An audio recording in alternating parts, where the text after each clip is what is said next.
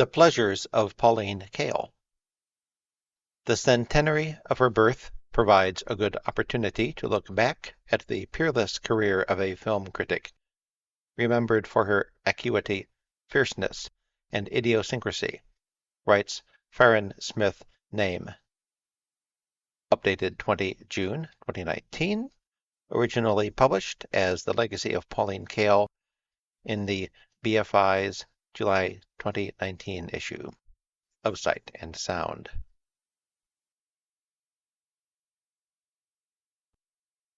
Bored today? Feel a restless urge to start a fight? There are a million ways to do that on social media. But if you want to confine the combatants to film lovers, just mention Pauline Kael. Like magic, her fans and her detractors begin to circle. All barricades. This works, by the way, even if all you do is quote her. The fight comes gratis, like a dessert you didn't order, but are somehow obliged to eat. Kael's centenary was on 19th June 2019. She published I Lost It at the Movies in 1965, and her landmark review of Bonnie and Clyde, which helped revive the movie's box office fortunes and led to her job at The New Yorker, ran in October 1967.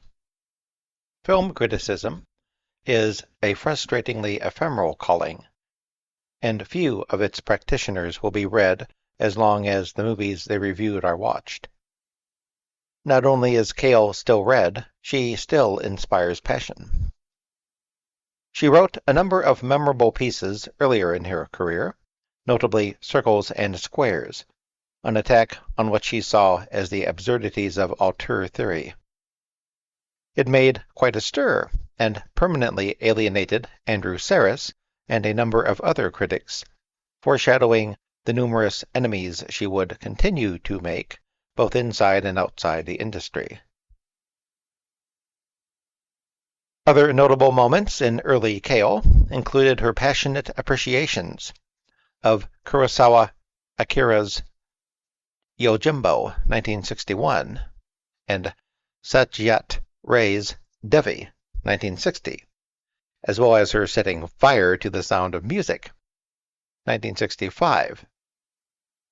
Quote, "We have been turned into emotional and aesthetic imbeciles when we hear ourselves humming the sickly goody-goody songs," which may or may not have gotten Kael fired from McCall's magazine.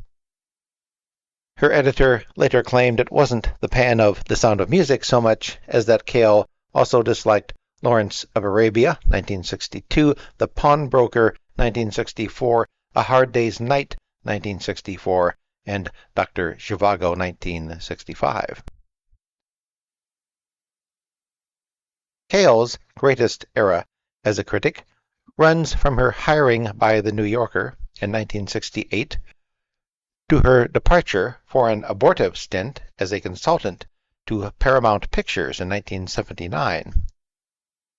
That this stretch coincides with an astounding burst of filmmaking creativity, whether you call it New Hollywood, the American New Wave, or just the 70s, is often portrayed as a stroke of luck.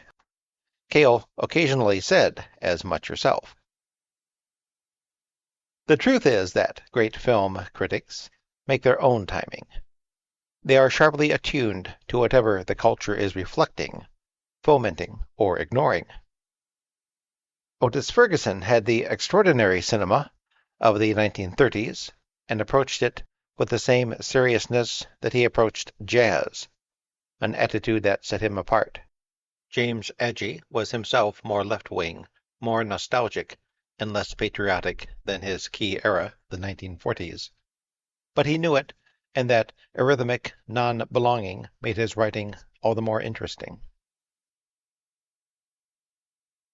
During the 70s, Kael shared her New Yorker role with the coolly intelligent Penelope Gilliatt, swapping perches every 6 months and giving readers stylistic whiplash.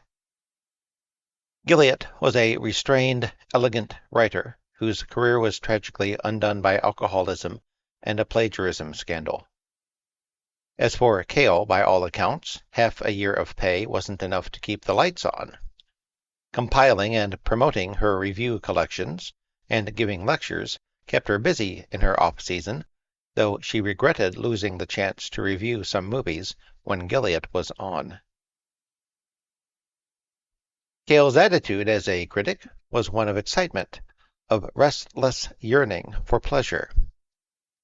Lurking even behind her stiletto flick insults, Clint Eastwood isn't an actor, so one could hardly call him a bad actor.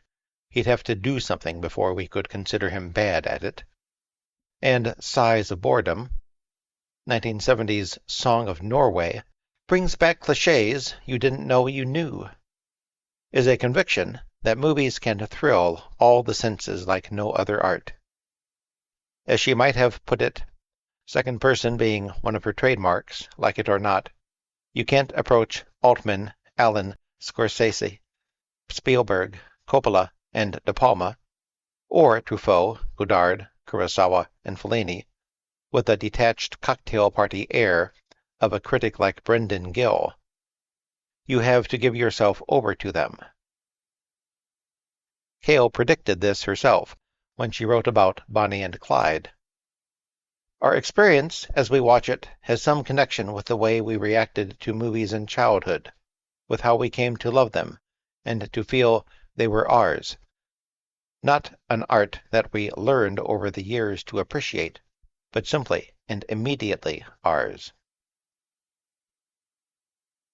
Reading her, wrote Roger Ebert, was like running into her right after a movie and having her start in on you.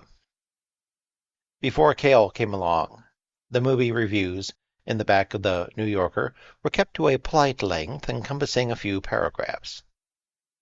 Once she was there, however, hundreds of words became thousands. She liked to see movies with a proper audience, and her reviews usually ran well after a movie's opening, a luxury that we denizens of the hurry-hurry internet era can only marvel at. Even if the film was one she mostly didn't like, she wanted to ferret out the pieces worth savoring, as when she talks of Barbra Streisand and Louis Armstrong's duet in the mostly dire Hello, Dolly, 1969. There they are, immortals, and the wow, wow, wow scat sounds that come out of her throat are cries of relief from the restraints of the dumb, unsophisticated show and all those tight, square chorus sounds. For a good movie, somewhat short of a masterpiece, like Alan Pakula's Klute, 1971, Kael loved to spend a lot of time examining the part or parts that reached the level of art, in this case Jane Fonda's performance. She has somehow got to a plane of acting at which even the closest close-up never reveals a false thought, and seen on the movie streets a block away, she's Brie, not Jane Fonda, walking toward us. And for a movie she did consider a masterpiece, such as Truffaut's The Story of Adele H., 1975, Kael didn't just watch, she basked in it. Adele's love isn't corrupted by sanity. She's a great crazy.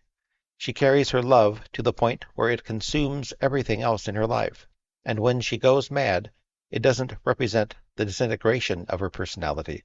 It is rather the final integration. Kael's short time in Hollywood took a lot out of her, for reasons she explained well in the still relevant essay, Why Are Movies So Bad? Or The Numbers.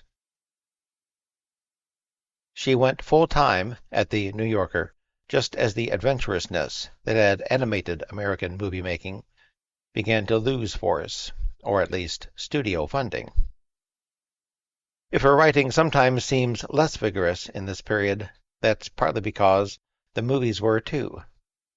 When something exciting came along, Kael remained unforgettable, as in this review of Casualties of War, 1989, which she considered the best of the late 80s cycle of Vietnam War movies.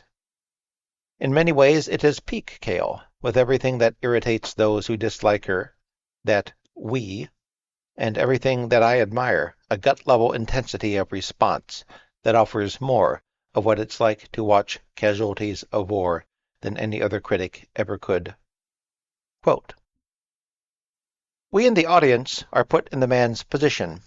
We're made to feel the awfulness of being ineffectual. This lifelike defeat is central to the movie. One hot day, on my first trip to New York City, I walked past a group of men on a tenement stoop. One of them, in a sweaty, sleeveless T-shirt, stood shouting at a screaming, weeping little boy, perhaps 18 months old. The man must have caught a glimpse of my stricken face, because he called out, 'You don't like it, lady? Then how do you like this?' And he picked up a bottle of pink soda pop from the sidewalk and poured it on the baby's head. Wailing sounds, much louder than before, followed me down the street." End quote. Her words may have been vernacular, the critic Michael Stregow wrote, but they're elegantly honed to fit a mood and a conversational flow. That's why her prose is almost as hard to excerpt in brief as dramatic dialogue. Kael was known for reading her columns out loud before publication, checking for anything awkward. She was known for other things, too, such as cultivating friendships with like-minded critics, Stregow among them, and for supposedly never seeing a movie twice, although she may have needed to do that less than others. In Rob Garver's recent film, What She Said, The Art of Pauline Kael, critic David Edelstein talks about watching the recut Touch of Evil 1958 with her, and being astonished by Kael's ability to pinpoint every change from the version she had seen many years before. Edelstein was often cited as one of Kael's acolytes, nicknamed the Paulettes, a name he rejects. "I'm a Paulinista." This self-taught, college degree-lacking daughter of a chicken farmer wrote criticism by the brash authority she invested in herself. That has always got under people's skin. No one more so than Renata Alder, who wrote a now legendary pan of Kael's 1980 collection, When the Lights Go Down, for the New York Review of Books. Quote, "She has in principle 4 things she likes: frissons of horror, physical violence depicted in explicit detail, sex scenes so long as they have an ingredient of cruelty and involve partners who know each other either casually or under perverse circumstances, and fantasies of invasion by, or subjugation of or by, apes, pods, teens, body snatchers, and extraterrestrials. Whether or not one shares these predilections, and whether they are in fact more than 4, or only 1, they do not lend themselves to critical discussion." End quote. It was a memorable moment in the history of Kael hating, buttressed by truths such as the numerous 1970s movies that do indeed have an abundance of horror, violence, casual sex, and paranoid invasion fantasies, although Edler fails to convince me that that's a bad thing. But the indictment loses considerable force if you read A Year in the Dark, a review collection from Edler's brief stint at the New York Times. In 1968, Kael was loving Planet of the Apes and Rosemary's Baby and Barbarella, and Adler was not. Quote, "In all of 1968, Hollywood produced scarcely any movies of any value," she lamented. Adler approached movies as though weeding a garden, and each review is overgrown with her sense that film is barely worthy of her prose. A lot of the mystique of the visual seems to me silly and obscurantist. Adler was, in short, throwing down for the genteel school of New Yorker criticism that Kael had merrily obliterated. And indeed, after the hullabaloo of the Kael pan subsided, Adler's next work to get the same level of attention would be Gone, 1999, an extended lament for the end of William Shawn's New Yorker. It's odd, considering the fame that the New York Review of Books piece continues to soak up, that when you return to When the Lights Go Down, you find it includes The Man from Dream City, Kael's tribute to Cary Grant, not only one of her best essays, but an astute look at exactly what actors of the Hollywood Golden Age were doing on screen. Now the excess energy was pared away, she wrote about Grant in his post-war thrillers. His performances were simple and understated and seamlessly smooth. In Charade, he gives an amazingly calm performance. He knows how much his presence does for him and how little he needs to do. Kael will always be controversial, which will, of course, keep her name alive. New generations of cinephiles will continue to rise up against her dislike of Badlands, 1973. Those of us who love her work and continue to be inspired by it are never going to have our minds changed by some Rotten Tomatoes-esque right-wrong binary re-examination of her taste, wrote critic Jason Bailey on Twitter. It's the snap of her style, the energy of her prose, and idiosyncrasies of her taste that I hold dear. That very idiosyncrasy can make it hard to cite Kael as a role model, as does our fractured media landscape that makes it nearly impossible for a critic to aspire to her kind of fame. And in any case, she was seldom explicitly feminist. Stephanie Zacharek, film critic for Time magazine and a friend of Kael, told me, "I never looked at Pauline and said, 'Wow, a woman can do this sort of thing, maybe I can too.' It was more a subtext. Her very existence meant I never needed to question what a woman could do, so I never did." But Kael remains a significant inspiration for many women film writers, including me, through her barreling prose, her enduring influence, and above all, her fierceness. My favorite part of Brian Kello's 2011 biography was the story of Kael's visit to a hardware store in Great Barrington, Massachusetts, where she lived. Quote, "It happened to be Mother's Day, and the proprietor gave her a gift, adding, in a condescending tone, 'Because you look like you are a mother or a grandmother.'" "Fuck you, Charlie," Pauline replied. "Do you know I've written 10 books?" Thank you for listening. Now I'll get this edited and posted, and hopefully Ranger Girl will not have to let me know that I've got the title of the essay wrong this time. Merry Christmas.